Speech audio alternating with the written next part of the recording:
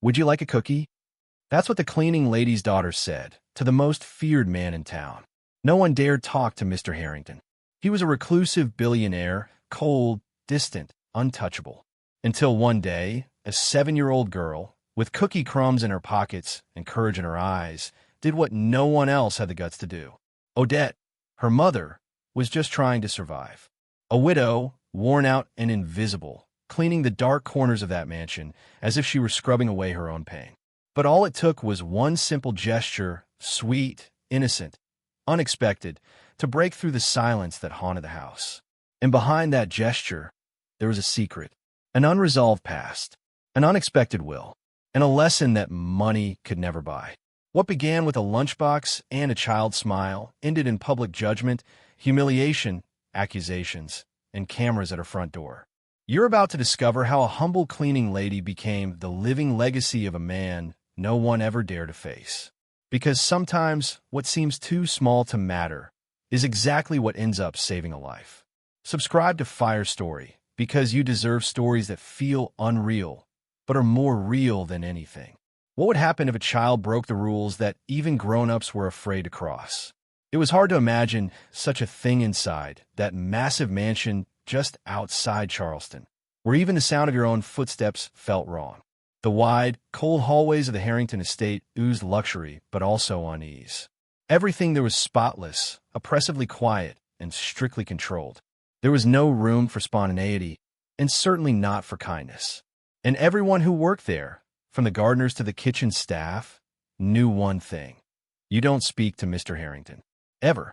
It was as if the man wore an invisible sign on his forehead. Don't even try. Odette Cranston knew that. And still, when she was hired as a temporary cleaner, she felt that deep discomfort that only those who've lived their lives at the bottom recognize.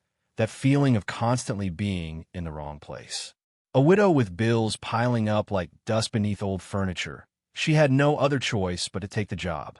And with her, she brought something even more precious than courage. Her daughter, Juniper, just 7 years old.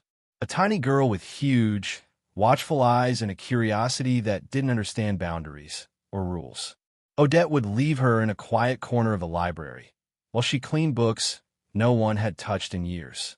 And quietly, she prayed that her daughter would stay still. But Juniper was like a ray of sunlight bursting through a sealed window, while the mansion seemed to suffocate under its own weight and silence. Juniper filled it with crayon drawings and the buttery scent of cookies, handed out with the innocence of someone who truly believed a snack could fix any kind of sadness. What if someone sad and hungry at the same time? She'd say, always keeping one cookie in the worn pocket of her coat, just in case. And the strange thing? No one ever seemed to mind her being there. Maybe because in a place with so many rules, no one had ever thought to make one about children. Or maybe because, like her mother, she had become invisible. Just another shadow in a house built to ignore people like them. Mr. Theodore Harrington was the kind of man who demanded respect without saying a single word. A billionaire railroad mogul, he walked with a heavy wooden cane and had the kind of eyes that seemed to cut right through you. He never smiled, never said thank you, and his presence had a military effect. People stiffened, lowered their heads, swallowed their words. The moment his footsteps echoed, hallways would clear. And he liked it that way. Or, at least, he made sure everyone believed he did. And it was that same man that Juniper spotted one day, sitting alone in a leather armchair in the gallery, staring off into nothing. He looks like he's missing someone, she whispered to herself. The library felt like a world of its own. A forgotten space, filled with stories no one ever read in tall windows hidden behind heavy drapes. That's where Juniper spent most of her time, with broken crayons, scrap paper, and a pencil case with a stuck zipper. Sometimes she talked to herself. Other times, she hummed quietly. And even in the overwhelming silence of that house, her voice never seemed out of place. Maybe because, in some way, it was the only sound that truly felt alive in there. The other maids whispered about her, some with pity, others with unease. After all, if Mr. Harrington ever found out there was a little girl in the house, no one knew what might happen. But Juniper was different. She noticed things most adults didn't. She saw the weight her mother carried on her shoulders. She felt the fear hiding in the housekeeper's stiff movements. And most of all, she sensed something unusual about the grumpy billionaire everyone avoided. He didn't seem scary. He seemed lonely. She didn't know what words like humiliation, grief, or wounded pride meant, but she recognized sadness. And for that, she had a simple remedy, a cookie. Because no one can stay sad while eating something yummy, she'd say. It was childish logic, sure. But in a house full of secrets, it was the only kind of logic that made sense. Odette, meanwhile, lived in a constant state of tension. She couldn't make a mistake. She couldn't be late. She couldn't afford to look weak. And yet, every time she put on that beige uniform, she felt herself shrinking, invisible, like part of the furniture. Her degree in English literature was stored away in a damp box back home. Her gift for writing slept beneath piles of cleaning cloths.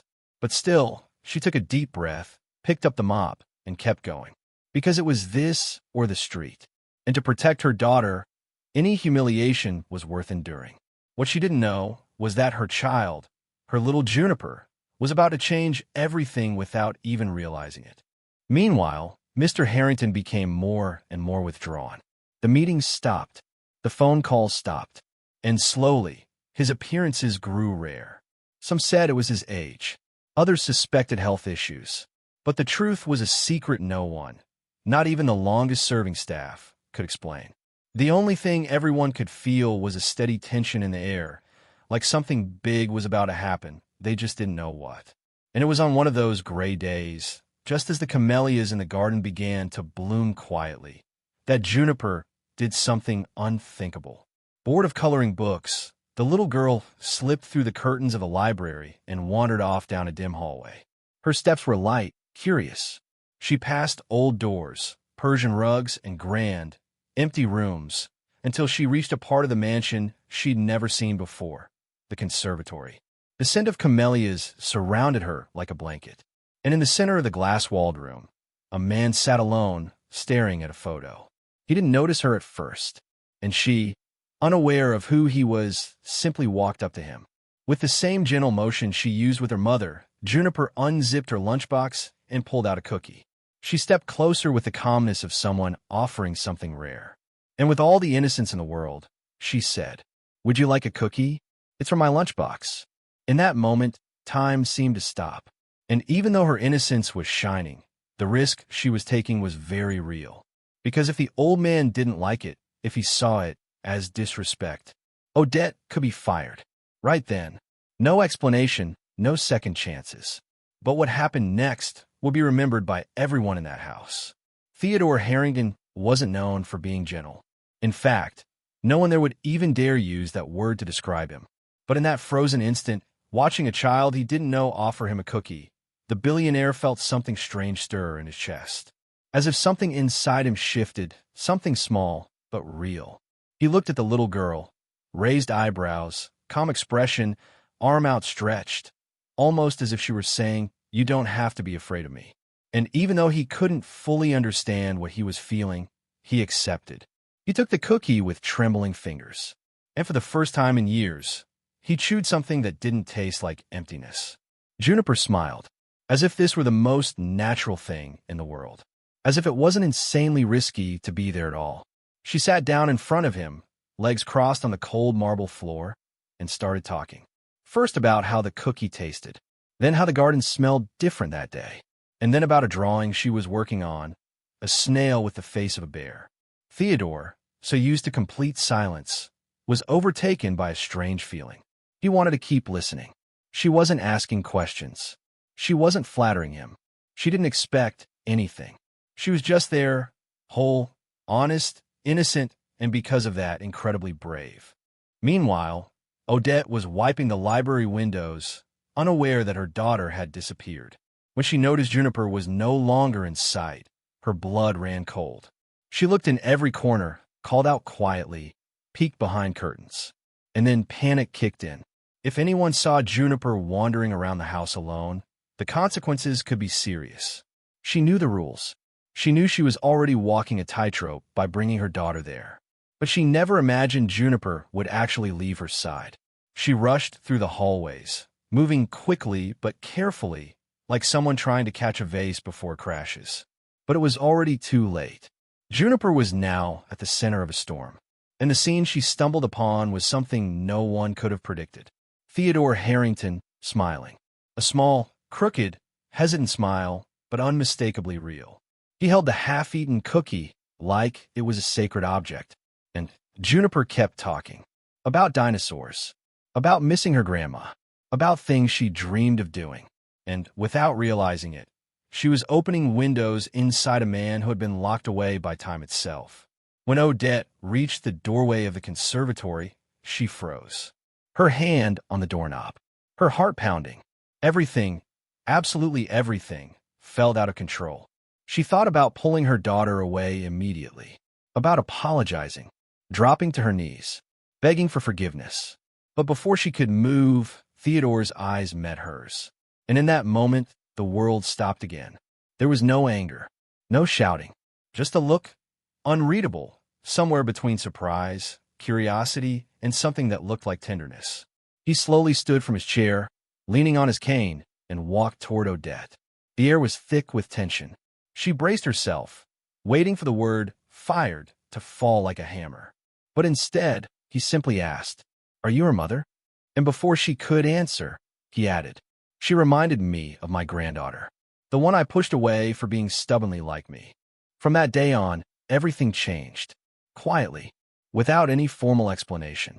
Theodore started showing up more often in the conservatory. And instead of hiding, Juniper was now being invited. They sat together with colored pencils and blank sheets of paper. He scribbled shaky lines. She corrected them with a smile. And just like that, their first conversations began.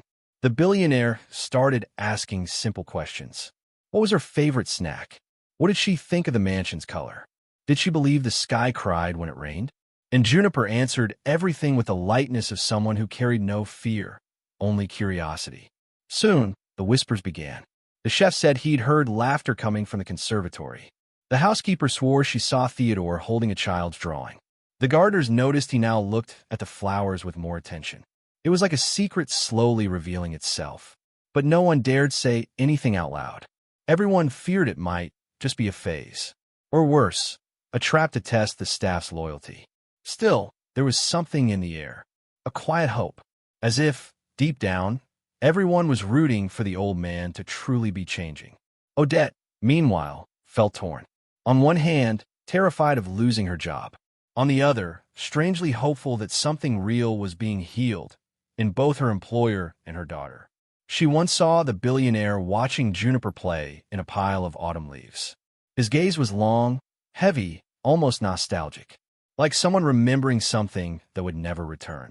She asked herself, could a simple gesture, a cookie, really be breaking through years of silence? Or was this all just the calm before the storm? One afternoon, Juniper said something that shook Theodore. Did you know sadness makes you shrink on the inside? He looked at her quietly. She continued, but if you share a cookie, you start growing again. And that's when he asked for something no one could have imagined. Will you teach me how to draw? She jumped with excitement. Of course, she said. In that scene, a man in an expensive suit, with trembling hands and a fragile expression, trying to draw a cat that looked more like a shoe, stayed in the memory of everyone who happened to pass by. But no transformation comes without noise. And the more the billionaire smiled, the more eyes turned toward him with suspicion. Why was he getting so close to a cleaning lady and her daughter? What kind of hidden motive could there be? Was he hiding a terminal illness? A family secret? A covered-up scandal? Theories spread through the halls like wind under a loose door. And in the middle of it all, Odette was called in for a private meeting with Mr. Harrington himself. No warning, no time scheduled, just a small note left on top of her cleaning bucket. Today, study, lock the door. She went up the stairs with shaking legs, not knowing what to expect. But what was about to happen? Not even in her worst or wildest dreams could she have imagined. Odette walked into the study like someone crossing a minefield. The polished floor seemed to sink with every step. The cold doorknob warned her there would be no room for excuses in that room. She locked the door, just like the note had said, and took a deep breath. On the other side of the room, Theodore Harrington was seated behind an old desk, surrounded by books that looked like they'd never been opened. He didn't look up right away. He simply pointed at the armchair in front of him in silence. Odette obeyed. Her hands were sweating. Her heart was racing. Then he spoke, and the tone wasn't that of a boss or a billionaire. It was the voice of a broken man. Why didn't you tell me you had a degree in English literature? The question hit like an arrow, sharp and direct. Odette swallowed hard. She hadn't seen that coming. How'd he know? Why did it matter? With her eyes down, she answered, "Because, sir, no one wants to hire a cleaner with a degree. They think we'll complain too much." The silence that followed was thick as fog. Theodore leaned his elbows on the desk and kept his eyes on her. Most people around here lie to look like more than they are. You lie to seem like less. Coming from him, that felt like a mirror turned inside out. And then the conversation took a turn she never saw coming. Theodore spoke of his granddaughter, how he'd pushed her away, bit by bit, with coldness and demands. "She was too soft for my gray world," he said. He told her how he'd spent his birthdays alone, how he turned down every chance to reconnect, how he'd punished himself for years, believing affection meant weakness. Odette listened in silence, but deep down, part of her understood. Because sometimes, pain teaches us to harden. And when you harden too much, you break on the inside. That's when he said, his voice cracking, "Juniper showed me kindness isn't pity. It's courage." And in that moment, for the first time, he asked for forgiveness, not from her, but from life itself, for wasting so much good out of pride. Odette shared her story too. She said she got married at 24, thinking love would be enough. Became a widow at 32, after her husband had a heart attack and left nothing but debt and empty promises. Told him about working 2 jobs, of staying up all night while her daughter slept on the couch. Told him how she once got rejected from a publishing company because a cleaning uniform stains your resume. Theodore sat in silence, listening, his eyes never leaving hers. And at the end, he murmured, "All my wealth never taught me what you just did in 10 minutes. In that moment, there were no roles. No boss. No employee. Just 2 survivors. 2 worn-down souls trying to stitch themselves back together. The next day, he made a surprising request to Juniper. He asked her to teach him how to draw. The girl, as naturally as always, accepted like it was the most important mission in the world. "First, you have to loosen your wrist," she said sweetly. And he, a man who'd never yielded to anything, let himself be guided by a child who smelled like colored pencils and had cookie crumbs in her pocket. The drawing turned out terrible, as expected, but it was proudly taped to the wall with pink tape. When the housekeeper walked in and saw it, she froze. That wall was sacred, untouchable. Until then, the news spread like wildfire. The chef said Theodore had complimented the pudding. The laundry lady claimed he'd asked if the towels were scented with lavender. And the staff? They didn't know what to make of it. Was it just a phase? A symptom? A performance? Odette began walking with even straighter posture. She knew they whispered, that her name was spoken with suspicion, that this change seemed far too strange to be real. But even under the weight of their stares, she didn't flinch, because deep down, something told her that man wasn't just reconnecting with life. He was trying to forgive himself. One night, while the mansion was being locked up, Theodore called Odette out to the veranda. The sky was clear, the breeze gentle, and he said only one thing.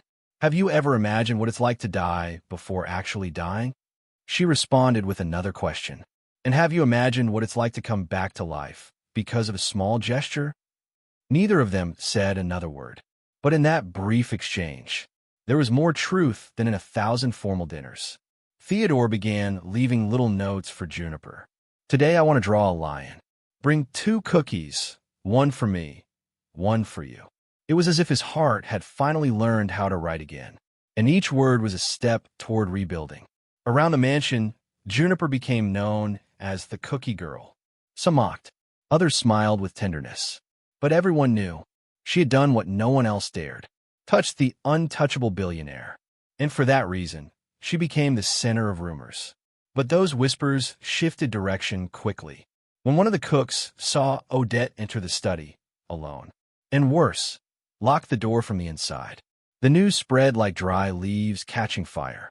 What does a cleaner have to discuss behind closed doors with a billionaire? They whispered. The head housekeeper, clearly jealous, called it inappropriate. A gardener swore he'd seen Theodore fixing his hair after leaving the room. And in a place where humility feels like a threat, everything gets twisted. Odette would only learn how far things had gone when it was already too late, because someone wasn't willing to let that friendship continue. Spring had arrived in Charleston, but inside the Harrington mansion, the air felt different. Stuffy, tense, almost unbearable. The hallways no longer held their old, reverent silence. Now they were filled with murmurs, sidelong glances, and hurried footsteps. Theodore Harrington, the man who once seemed eternal, had been found lifeless in his favorite armchair in the winter garden. Eyes closed, his cane resting by his side, and on his lap, the last drawing Juniper had given him, a cat wearing a crown. No pain, no struggle, just the end. And despite all his fortune, he left this world the same way he lived in it, quietly. Local newspapers picked up the story within minutes. Reclusive railroad magnate dies, one headline read. Billion-dollar inheritance up for grabs, speculated another. But inside the mansion, what lingered wasn't just grief. It was the sour scent of suspicion. He didn't seem sick. No one knew of any health issues. And why was he so close to that cleaner these last few months? The murmurs echoed, and the questions grew louder. When they heard the family's lawyer was calling a formal meeting to read the will, with press in attendance, cameras, distant airs, and Odette Cranston. She was notified by a note slipped under the door of her small staff room, a cream envelope sealed with gold. When she opened it, her name was there, listed among the invitees. Her body shivered. She had never been called by name in any official document from the mansion. Her legs gave out. Her heart raced. And something inside screamed that this couldn't be good. Juniper, clueless about what was happening, squeezed her mother's hand and asked, "If it's something bad, we'll leave together, right?" Odette smiled, her eyes already filled with tears, because she didn't know what to expect. All she knew was that the world around her was ready to point fingers, and she was far too vulnerable to defend herself. The will was read in the mansion's old grand hall, a space once reserved only for gala dinners and formal meetings between men in suits. Now, it was packed with reporters, microphones, greedy relatives, and fake smiles. Theodore's nephews shifted impatiently in their seats, dripping with arrogance. Odette, seated at the far end, kept her head down, practically invisible, until her name echoed from the lawyer's mouth. Odette Cranston. The room froze. Someone coughed. Another mumbled. But no one dared interrupt. The lawyer continued with a steady voice. To Ms. Odette Cranston, I leave my primary residence and 20% of Harrington Holdings' liquid assets, in recognition of the quiet dignity she carries every day. And before anyone could react, he added, to little Juniper Cranston, I establish a lifelong education fund with one irrevocable clause, so the cookies never run out. A heavy silence filled the room, the kind of silence that screams. All eyes turned toward Odette like arrows. Shocked, disbelieving, and above all, judgmental. What had that woman done to deserve this? The first accusation came from one of Theodore's cousins. She seduced him, used the girl to get close. This is a scam. Another woman, shrill and furious, shouted. He was vulnerable. She clearly manipulated him. Odette, stunned, couldn't utter a word. Her hands trembled. Juniper, frightened, curled up next to her mother. The lawyer tried to calm the room, but the gathering had already turned into an informal trial. The yelling echoed. Camera flashes exploded. And in that moment, the humiliation was public. Painful. Cruel. The invisibility she once had was now exposure. And every word thrown at her felt like a stab. But the mansion's security footage told a different story. Leaked videos showed simple moments. Theodore laughing with Juniper, receiving drawings, playing crossword puzzles, hugging Odette quietly. No hidden agendas. No manipulation. Just affection. The country was torn. Some called for investigations. Others were deeply moved by the old billionaire's gesture. On social media, the video of the note, "So the cookies never run out," went viral. Odette became a symbol, but also a target. Because when a poor woman is recognized, many would rather believe it was a trick. While the city boiled, Odette locked herself in her old staff room and cried in silence. Not because of the money, but because she felt ashamed of being seen. Because living invisible, as unfair as it was, at least gave her some protection. And now, everyone knew her name, judged her story, doubted her daughter, and the world felt far too cruel for someone who only wanted to survive. That's when she found an envelope in the pocket of one of the dresses left in the closet. It was from Theodore, handwritten, "If this world refuses to see you, build one where you are the light." That sentence echoed in her mind for days, and that's where the idea was born. Not to prove anything to anyone, but to honor, to give back, to turn that gesture, that final secret left in the will, into something alive. Something that could reach other women like her. Tired mothers, invisible survivors. And with what was left of the dignity they hadn't stripped away yet, she lifted her head. Because if the world was going to scream, she could learn to speak too. But in her voice, there would be no hate. There would be direction. There would be strength. And above all, there would be gratitude. Still, as much as she tried to move forward, the echoes of that judgment followed her. There was one face among the guests at the reading of the will. A man in a dark suit, with a stern face and piercing eyes. He didn't shout. He didn't accuse. But he never took his eyes off Odette. And days later, she would see him again, in the most unexpected place, with a proposal that could risk everything. The man in the dark suit who had watched her in silence crossed her path once more, this time on the sidewalk in front of a community school, where Odette had taken Juniper to register. He approached her politely, but his tone was cold, like an open window on a rainy day. He handed her a business card, with the name of a law firm representing part of the Harrington family. "Some still want to contest the will," he said, then added, with a bitter smile, "But there's a way to make things easier, if you agree to give up the inheritance."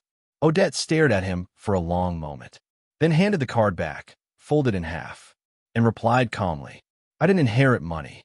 I inherited trust." Then she turned and walked away. It wasn't easy. Nothing was. The house, now officially hers, was watched day and night. Journalists camped outside the gates. Former co-workers started avoiding her. Old acquaintances called just to ask how much she had already spent. But through all the chaos, she clung to the idea born from that old man's letter.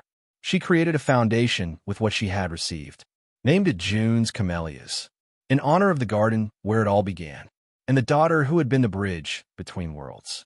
Its mission was simple: to help single mothers with young children start over with dignity, without having to hide. Juniper grew up in the eye of that storm, with a lightness that defied logic. At 9 years old, she helped pack food baskets, handwrote notes to other children, and loved telling the story of the old man who didn't know how to smile. She became known as the Cookie Girl, a nickname she wore with pride. In interviews, she'd say with childlike honesty, "I just wanted him to be a little less sad." But for many, that small gesture became a symbol of kindness breaking through walls, of the quiet courage of those who act, not knowing they're saving someone. The house was transformed. The cold walls were replaced by paintings made by the mothers helped by the foundation. Theodore's old office became a children's reading room, and on the library wall, in discreet gold lettering, there was an engraved sentence: "So the cookies never run out." Some thought it was cheesy. Others were deeply moved, but no one walked past it without feeling something. And with every new visit, a story of resilience was told. Every corner of that mansion now breathed life. And even among pain and ghosts, flowers were blooming. Odette started writing again. She published essays, short texts, and children's books inspired by Juniper. One of them, called The Old Man from the Winter Garden, became a national bestseller. But what moved her most were the letters she received from women she had never met. Stories from mothers sleeping on the floor with their children, from cleaning ladies with hidden college degrees, from grandmothers raising their grandkids alone. They all said the same thing: "Your story made me stand up again." And that was it. That was enough. Because Odette was never after applause. She just wanted respect and peace. Juniper, on the other hand, had a new favorite swing, a wooden one hanging between two trees in the backyard. It had been installed by Theodore just days before he passed. No one knew about it until the gardener found a note stapled to the branch. So she has somewhere to fly. That's where Juniper loved to sit at sunset, barefoot, hair in the wind, eating cookies and looking at the sky.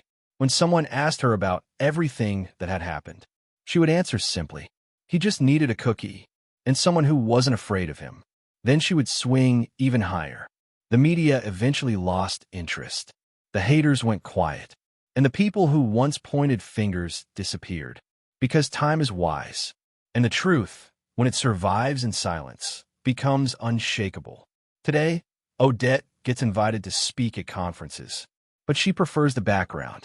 She likes to listen, to comfort, to remember that it was the hard life that shaped her, not the money that defined her. Theodore Harrington, buried in a modest grave, has a simple headstone. Here lies a man who learned how to smile, and no one but Juniper truly knows what that means. As for the winter garden, it remains just as it was, untouched, but now it's filled with flowers, drawings, and handwritten notes from the children, supported by the foundation. No one dares change a thing in that space, because that's where the memory of an unlikely friendship lives, of a man who was too closed off, and a girl who was just brave enough. It's where the past rests, and where hope keeps blooming. Every single day, no spotlight needed, just being. If this story touched your heart, don't forget to like the video, subscribe to the channel, and comment where you're watching from. Your presence here is what makes all of this worthwhile.